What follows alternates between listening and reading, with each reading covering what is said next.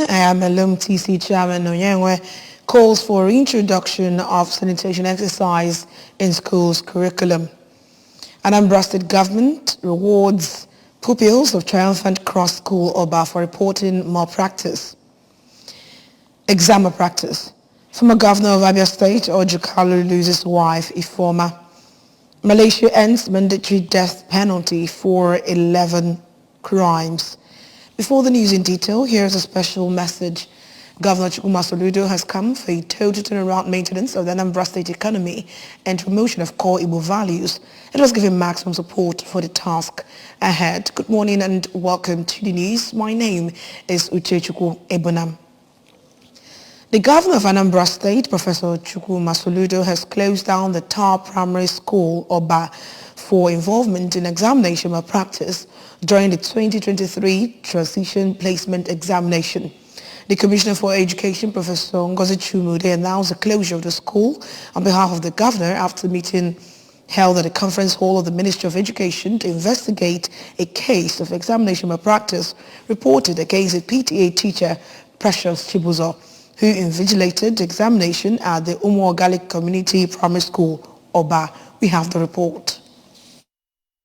Reports from the pupils of Triumphant Cross School, Oba, resulted in the investigation, which revealed that the proprietress of the Tower Academy, Oba Kosisochukwu Igwe, sneaked into the examination hall, connived with the PTA teacher, took a photograph of the question paper, solved the questions, and supplied answers to the candidates. The Tower Academy proprietress Kosisochukwu Igwe, who admitted committing the offense, pleaded for forgiveness. Meanwhile, Commissioner for Education, Professor Ngozi Chumude, has directed a receipt of the examination for all the candidates involved in the center. The receipt examination, to be personally supervised by the Commissioner, has been fixed for Tuesday, 4th April 2023. The Tar Primary School, Oba, remains closed till further notice, while the PTA teacher, Precious Chibuzo, should not be seen around the school anymore. The government of Anambra State has rewarded the pupils of Triumphant Cross Schools, Oba, for reporting the malpractice during the 2023 Transition Placement Examination. Earlier, while addressing Anambra Crusaders against exam malpractice, the Commissioner for Education, Professor Ngozi Chumude, applauded the pupils, encouraging them to avoid distraction from anybody. Anambra State Commissioner for Health, Dr. Afamo Bidike, has inspected the State Drug Revolving Fund facility in Oka. Dr. Bidike said that the Drug Revolving Fund is aimed at strengthening the health system by creating sustainable processes and infrastructure further down the supply chain. The Commissioner explained that the objective of the Drug Revolving Fund is to make quality-assured health supplies consistently available at both state and local government levels for the benefits of the patients. He noted that one of the importance of the Drug Revolving Fund is that the drugs are original, affordable, and that manufacturers supplies directly to the Drug Revolving Fund, thereby eliminating fake. According to Health Commissioner, the intention of the state government is to have a model that will align with the National Health Supply Chain Strategic Plan, with a vision to have a government-led sustainable system that is responsive, reliable, and cost-friendly to run delivery services to the public and achieve universal health coverage. Dr. Bidike assured that the determination of Governor Chukwuma Soludo is committed to giving the Anambra and other residents of the state an efficient, affordable, and accessible healthcare system. The Transition Committee Chairman of Ayamelum Local Government Area, Chief Livinus Onyenwe, has described Governor Chukwuma Soludo's Clean and Green initiative as a practical approach towards improving the health condition of the citizenry. Speaking at Ayamelum Council Secretariat and NACO during the launch of the Clean and Green initiative of Governor Soludo, Chief Onyenwe extolled the efforts of the governor to ensure a clean and healthy environment, adding that Anambra State under Governor Soludo is relatively wearing a new look through reform sanitation programs. The Ayamelum Local Government Council Chairman, who monitored the sanitation exercise in various communities in Ayamelum through personal participation, commended the people of the area for maintaining a healthy environment and for complying with the sanitation programs of the Soludo administration. He urged stakeholders in various communities in Naya Melum to intensify campaigns against unhealthy environments and commit their resources to assist the government in eradicating diseases that may arise as a result of dirty surroundings. Chief Onyenwere joined market leaders and traders in all markets in Naya Melum to always ensure that the markets are clean, while calling on school authorities in the area to reintroduce sanitation exercise in their various schools. He appealed to the entire people of Naya Melum, especially politicians, to reciprocate Governor Soludo's development efforts in the area, such as the ongoing road projects and other dividends of good governance, by giving him the maximum support at all times. The member-elect of Oyi State Constituency, Sir Innocent Ojike, has started fulfilling his campaign promises by placing persons above 70 years of age will on a monthly salary of 10,000 naira. This was demonstrated with the payment of 20 persons of Umwanwa Kindred of Nteje for March during a brief ceremony held in the community. Damien Egwonwo completes the story.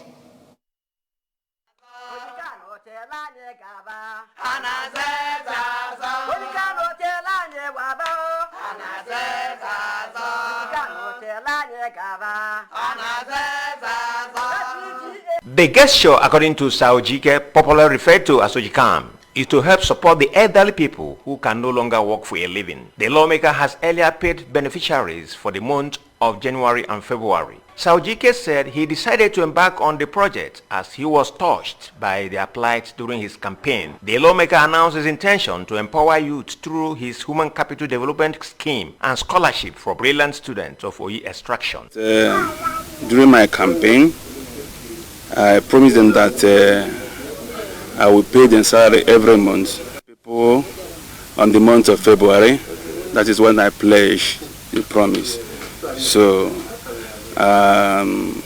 during the February, so I sent my DG to come and fulfill the promise. So today I say to come by myself, and that's why we're here. In an interview, one of the beneficiaries of the monthly payment, Mr. Patrick Ibekwe, commended the newly elected House of Assembly member for identifying with the aged people in the area, stressing that Saojike will continue to enjoy the support of Ndioyi throughout his political career. Mr. Ibekwe appealed to Ojikam to facilitate the construction of the road from Achalagu to Amadiabante due to its strategic importance, while at the same time expressing regret about the poor electricity supply in the Nteje community. Other speakers at the event, which include Mrs. Teresa Obalem and Mr. Edwin Achebe, prayed for the successful tenure of the newly elected legislator.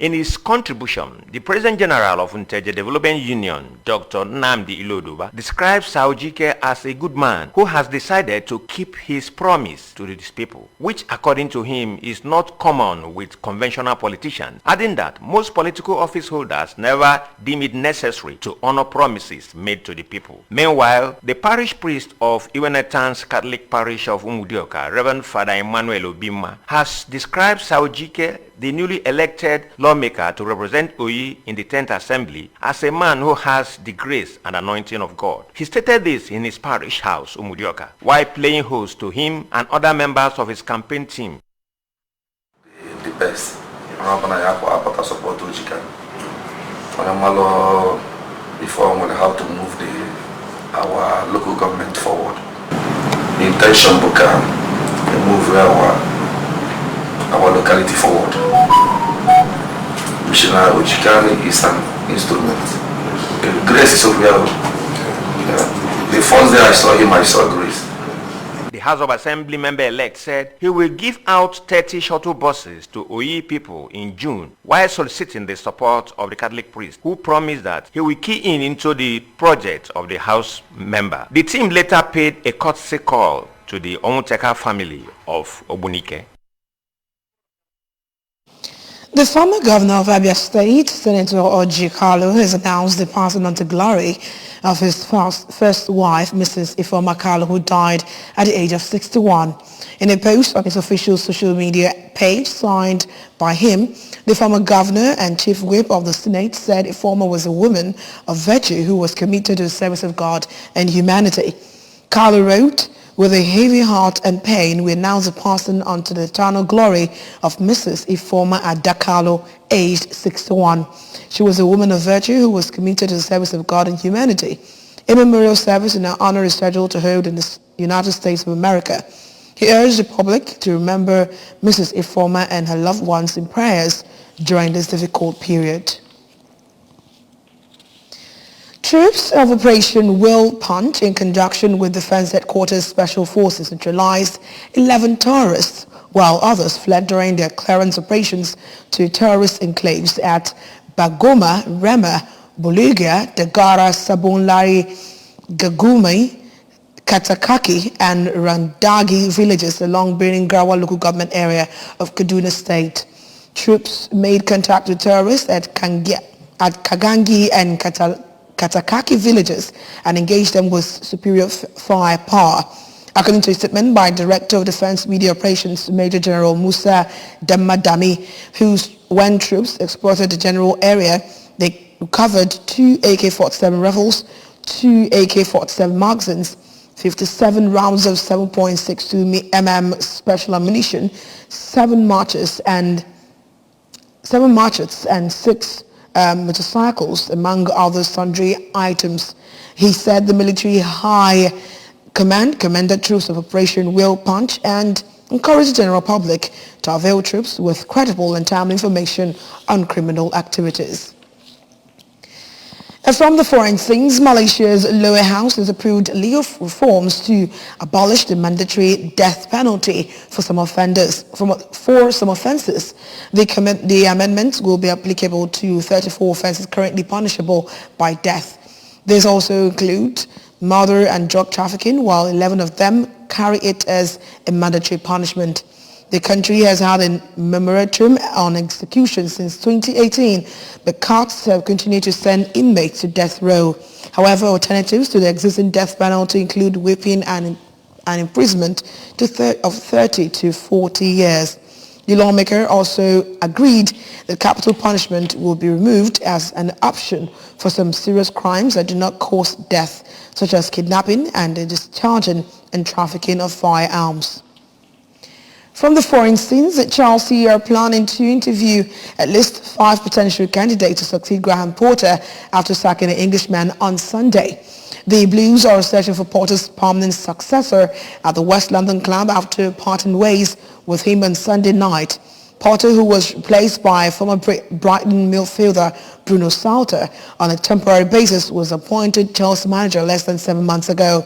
The report added that Chelsea sporting directors Paul Wensley and Lawrence Stewart have been put in charge of the recruitment process, while will interview former Bayern Munich manager Julian Nagelsmann and former Paris Saint-Germain boss Mauricio Pochettino. Others are Napoli's Luciano Spalletti, former Barcelona manager Luis Enrique, and lists one more candidate. Before we go, remember that you can listen to follow news and programs on ABS TV from many parts of the world by liking our Facebook page at ABS Radio Television. Go on to follow us on YouTube channel at ABS Television Oka. You can also join us on Instagram at ABS Radio TV. Log on to our website at www.absradiotv.com.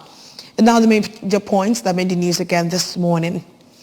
Malone TC Chairman Oyenwe has called for reintroduction of sanitation exercise in schools curriculum.